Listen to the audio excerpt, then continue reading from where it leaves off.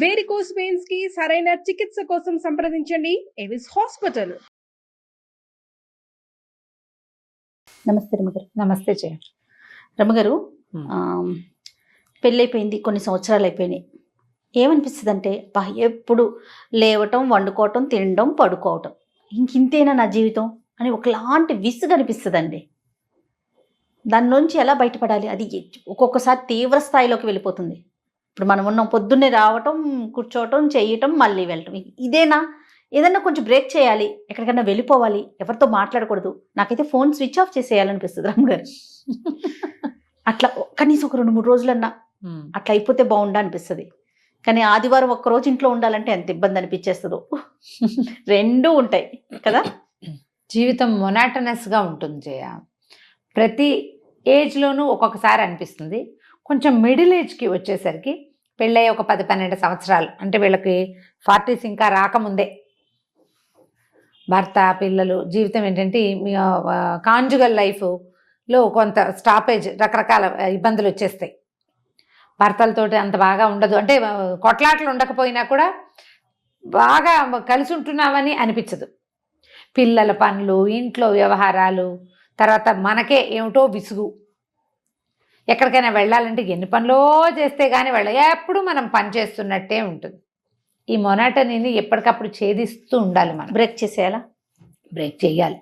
ఇదివరకటి పరిస్థితులు వేరు, ఇప్పటి మన జీవన విధానం చాలా మార్పు వచ్చేసింది. ఇదివరకు మనం గుంపుల్లో ఉండేవాళ్ళం, కనీసం ఒక 25-30 సంవత్సరాలు అనుకో. అసలు ఇప్పుడు లేటెస్ట్ పిల్లలకి గుంపుగా ఉండటం అంటే ఏమిటో తెలియదు. ఏదైనా ఫంక్షన్ అప్పుడు అలంకరించుకుని వెళ్ళటము అంతే. మళ్ళీ సపరేట్గా కూర్చొని వాళ్ళ ఫోన్ వాళ్ళు చూసుకోవటమే, నలుగురితో మాట్లాడే అవకాశాలు కూడా లేవు. ఏముండదు. ఇప్పుడు మనమే ఇలాగే చిన్న చిన్న సమాజాలుగా ఉంటున్నాం. దీనికి మొనాటనీని బ్రేక్ చేయాలంటే మనం ఇందులో ఈ మొనాటనీ వాళ్ళు ఏమవుతారంటే, అందరికీ వస్తాయంటే రావు, కానీ తప్పుదారులు పట్టేస్తారు.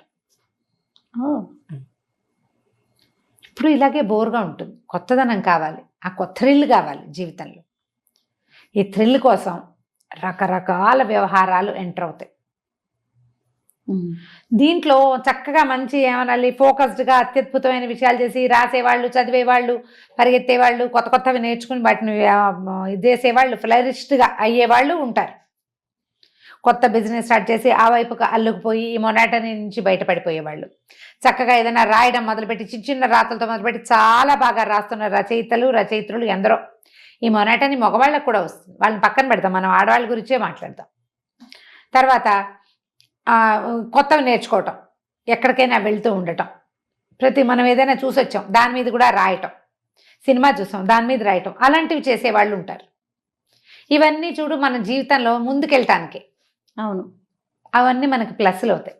ఇంకొంతమంది పరాయి మగవాళ్ళతో స్నేహాల్లోకి దిగుతారు, ఫ్రెండ్స్ మధ్య తగాదాలు పెడతారు. మొనాటనీని బ్రేక్ చేయడానికి భర్తతో కాకుండా ఇంకెవరితోటన్నా బయటికి వెళ్ళాలన్న ఊహ వస్తూ ఉంటుంది. ఫ్యామిలీ విచ్ఛిన్నమైపోతుంది. ఈ మొనాటనస్గా ఉండటం వల్ల ఎప్పుడు అవే మొహాలు, అదే కాస్త కొత్తదనం ఎక్కడైనా కనపడితే అటువైపు ఆకర్షితులైపోతాం. అది చెడు కావచ్చు అప్పుడప్పుడు. ఇదొక సమస్య. ఇంకొంతమంది డిప్రెషన్కి లోనైపోతారు. ఈ మూడో కేటగిరీ, నేను ఇంతకుముందు చెప్పిన కేటగిరీలో అందరూ ఉంటారని నేను అన్ను. కొంతమంది వెళ్ళేందుకు అవకాశం ఉంది. ఫోన్లలో ఎవరితోటైనా చాట్ చేస్తూ ఉండటం, ఎవరితోటో మాట్లాడటం, అంతే. అంటే తమ టైంని వేరే చోట ఎంగేజ్ చేసుకుంటారు. ఈ బోర్డమ్ మంచి అవ్వచ్చు, చెడు అవ్వచ్చు. ఈ బోర్డమ్ని జయించడానికి. రైట్.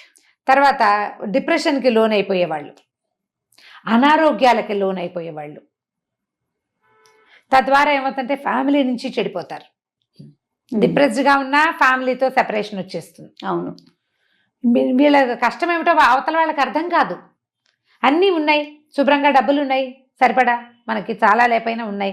సో అలా ముచ్చేలాగా పిల్లలు ఉన్నారు, అమ్మ నాన్న ఉన్నారు, భర్త బాగానే ఉంటాడు, అతనికి ఏం హ్యాబిట్స్ లేవు, బాగానే ఉంటాడు, సంసారం నడు. ఎందుకు ఈ అమ్మాయి డిప్రెషన్గా ఉంది, ఇంత డిప్రెసివ్గా ఎందుకు అయిపోతుంది అర్థం కాదు.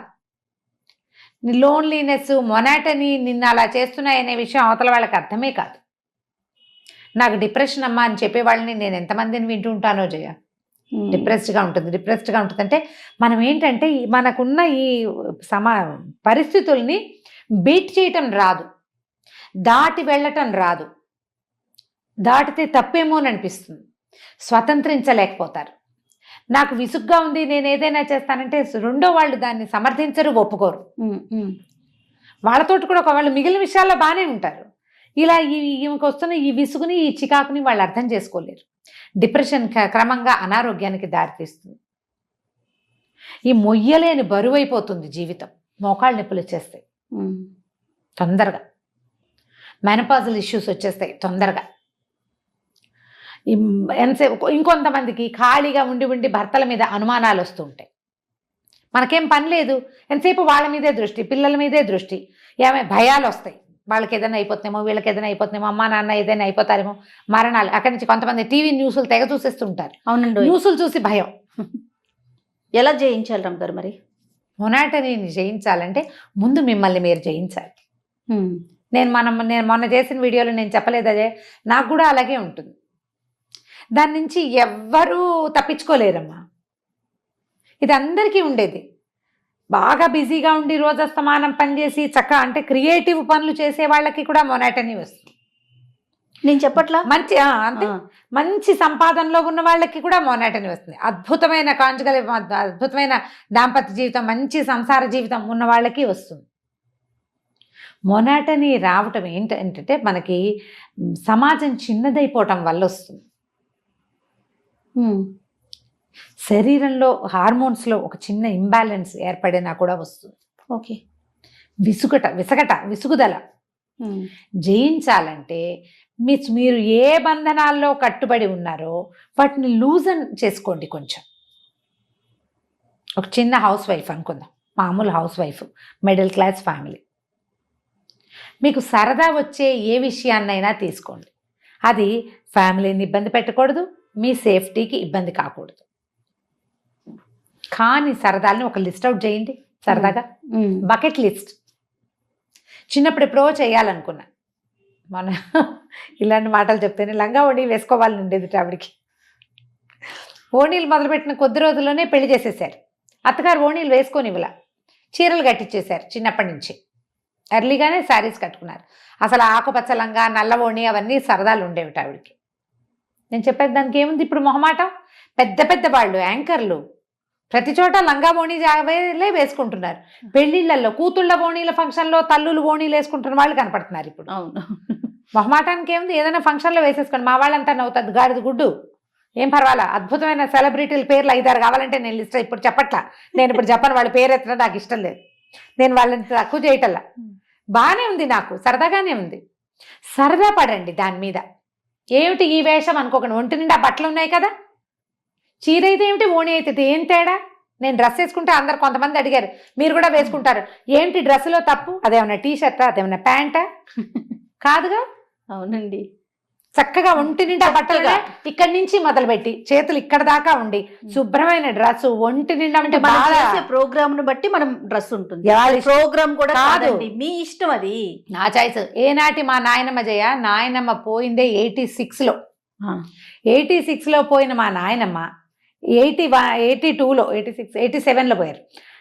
81, 82లో పిల్లలు ఓణీలు ఎందుకు లాగు చొక్కా వేసుకో, ఒంటి నిండా పొట్టంతా కనపడుతుంది, పిల్లకి పొట్ట కవర్ చేసుకోవటం రాదని 82లో మా నాయనమ్మ, అప్పటికి ఆవిడ ఇంచుమించుగా 80 సంవత్సరాల వయసున్న ఆవిడ, లాగు చొక్కా వేసుకో అంటే చుడీదార్ వేసుకోవటం అన్నమాట. పంజాబీ డ్రెస్సులు అప్పుడు కొత్త, చక్కగా ఉంది, ఒంటి నిండా బట్టలు ఉన్నాయి పిల్లకి.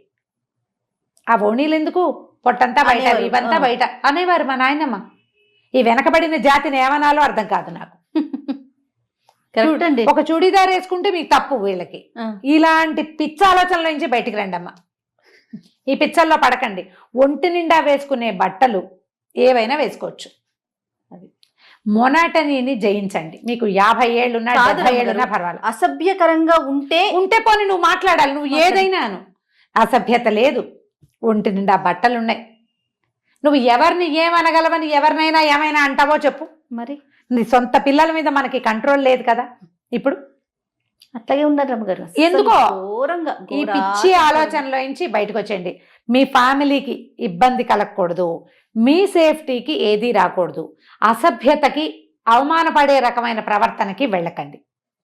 మీ ఆత్మగౌరవాన్ని, ఆత్మాభిమానాన్ని రక్షించుకుంటూ మీరు ఏ మొనాటనీలోంచి మీకు విసుగ్గా అవుతో దాంట్లోంచి చేంజ్ చేసుకోండి. నా సజెషన్స్ ఎప్పుడూ కూడా చాలా ప్రాక్టికల్గా ఉంటాను జయ. నేను అవునండి. నా సొంత విషయంలో నేను ఏం చేయగలను నేను అదే చెప్తా కానీ నేను చెయ్యలేనివి నేను చెప్పట్లేదు. పొద్దున్నే నిద్రలేచి అంటే వాళ్ళంతా బంగారు తల్లులు, నేను పొద్దున్నే లేస్తాను కానీ అందులో లేవగానే స్నానం చేసి స్టవ్ ముట్టుకునే గుణం లేదు నాకు. ఆ బంగారు తల్లిని కానని చెప్తున్నాను నేను ఓపెన్ గా. ఎస్, మోస్ట్ ప్రాక్టికల్ థింగ్స్ ఈ రోజుకి కావాల్సిందే. ఇవాళకి ఏం కావాలి, అందులో మనం ఇబ్బంది పడకూడదు, మన కుటుంబం ఇబ్బంది పడకూడదు, మనం హాయిగా ఉండాలి. ఈ తలకాయ నొప్పులు, ఈ విసగట, దీన్ని బీట్అవుట్ చేయండి. నా పాయింట్స్ ఏంటంటే ఎక్కడికైనా అవుటింగ్కి వెళ్ళండి. ఇప్పుడు ఉద్యోగాలు నేనున్నాను రమ్మగారు, నా గురించి చెప్పండి. నువ్వే అవుటింగ్, మీ ఆయన, పిల్ల, అమ్మ, అక్క కాదు, నాతో పద. ఓకే, అలా గ్యాప్ తీసుకోండి. ఫ్రెండ్స్, మన ఫ్రెండ్స్ తోటి ఒక 3-4 కలిసి వెళ్ళొచ్చు కదా. ఒక చిన్న ప్లేస్కి ఎక్కడికైనా వెళ్ళండి. బాధ్యతలు లేని ఒక 2 రోజుల జీవితాన్ని అనుభవించండి. ఇందులో బాధ్యత లేదా అంటే అసలు లేకపోవట్లేదు. మీ బాధ్యత మీ మీదే ఉంది, మీ కుటుంబ మర్యాద మీ మీదే ఉంది, మీ ఆత్మగౌరవం మీరే కాపాడుకోవాలి. ఈ బాధ్యతను తీసుకోండి. పిల్లలు, బట్టలు, భర్త, సామాన్లు, బ్యాగ్ పెట్టావా, అది పెట్టావా, ఇది పెట్టావా, ప్రశ్నల నుంచి 2 రోజులు బయటకు రండి. ఓన్లీ 2 days అని చెప్తున్నా నేను. ఇందులో మిమ్మల్ని బరి తెగించమని ఇవి నేర్పిస్తారా అలాంటి పిచ్చి ప్రశ్నలు వేస్తే పిలిచి మరీ పళ్ళు రాలగొట్టేస్తా. ఎవరైనా సరే ఇంటికి పిలిచి పళ్ళు రాలగొట్టేస్తాను. ఎందుకు రమ్మగారు బాగా కోపం వస్తుంది జయ నాకు. ఏమిటి ఒక హాయిగా ఫ్రీగా ఉండండి అంటే ఇవి నేర్పిస్తారు, ఏమిటి అవి నేర్పిస్తారు? నేనా బట్టలు ఇప్పుకుని తిరగమన్నాను? మంచిని తీసుకోలేకపోతున్నారు. ఎందుకంటే మీ బుర్రలో బూజుంది, మీ బుర్రలో పాత చింతకాయ పచ్చడి ఉంది 10 ఏళ్ల క్రితం. దాన్ని పారేయండి బయట. మనుషులుగా ఉండండి కనీసం. ఈ రోజున ఏది అవసరమో అది తీసుకోండి. ఖచ్చితంగా నేను నీతులు కాదు చెప్పేది, అవసరమైన విషయాలు. నేను చేయలేకపోతే చెప్పకూడదు, చేసేది కదా చెప్తున్నాను నేను. మరి గ్యాప్ తీసుకోండి. చిన్ననాటి స్నేహితుల్ని కలవండి, చిన్నప్పటి విషయాలు మాట్లాడుకోండి. ఏవైనా చేదు జ్ఞాపకాలు ఉంటే ఎక్కడైనా చెప్పి వాటిని లెట్అవుట్ చేసేసుకోండి. ఎవరో ఒకళ్ళకి చెప్పండి, మీకు మీరే చెప్పుకోండి. దేవుడి దగ్గర కూర్చుని మీ కష్టాన్ని చెప్పేసుకోండి. తలిపేసేసుకోండి, వాకిలి తలుపులు వేసేయండి, చక్కగా దీపారాధన చేసుకోండి, పువ్వులు పెట్టి బాగా అలంకరణ, పాయసం అవి ఇవి చక్కగా చేయండి, 2-3 స్వీట్లు, దేవుడి దగ్గర కూర్చోండి. మీకు లోపల ఏ చికాకు, ఏ విసుగుతోటి మీకు మొనాటనస్గా అనిపిస్తుందో ముందు అది తెలుసుకోండి, దాన్ని బయట పెట్టేయండి. చక్కగా దీపారాధన చేసాం కదా, పాయసం అవి నివేదన పెట్టి పాయసం తినేయండి. తర్వాత ఎంత ఫ్రెష్గా ఉంటుందో చూడండి. ఓకే, చాలా ఫ్రెష్గా ఉంటుంది. దీంట్లో నుంచి బయటపడడానికి ఈ రోజువారీ ఒకే రకంగా పనిచేస్తూ ఉంటాం కదా, వాటిని బీట్ చేయండి. అవే రకపు వంటలు వద్దు, కొంచెం మార్చండి. ఇంట్లో సామాన్లు అవి అన్ని ఎప్పుడు ఒకేలా ఉంటాయి అనుకోండి. సోఫాలు, కుర్చీలు మార్చుకోండి, కర్టెన్లు మార్చుకోండి. ఏదైనా ఫ్రెష్ పువ్వులు ఇంట్లో కనపడేలాగా పెట్టుకోండి. మొక్కలు పెంచండి. ఇంట్లోనే కాస్త చక్కగా పచ్చటి మొక్కలు ఇవాళ ఇక్కడ హ్యాంగ్ చేస్తే రేపు ఇంకో చోట హ్యాంగ్ చేయండి.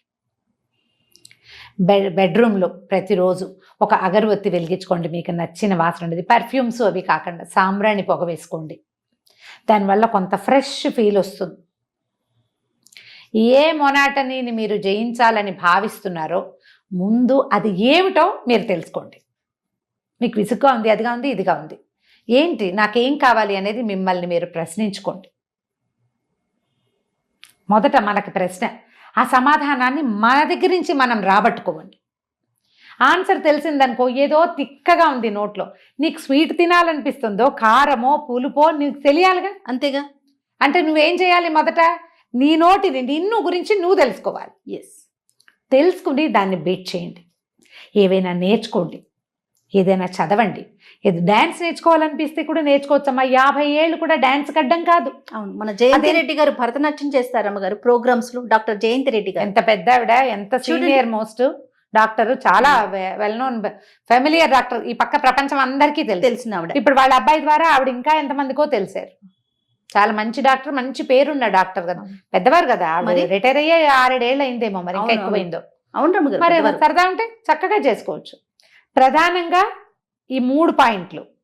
ఫస్ట్ మీ సేఫ్టీ, మీ కుటుంబ మర్యాద, మీ యొక్క ఆత్మగౌరవం, వీటిని వదలద్దు. మిగిలినవి ఏవైనా బీట్ చేయండి. సంసారము జీవితమే కాదు, నేను కూడా ఉన్నాను ఇందులో అనేది తెలుసు అనేది తెలుసుకోండి.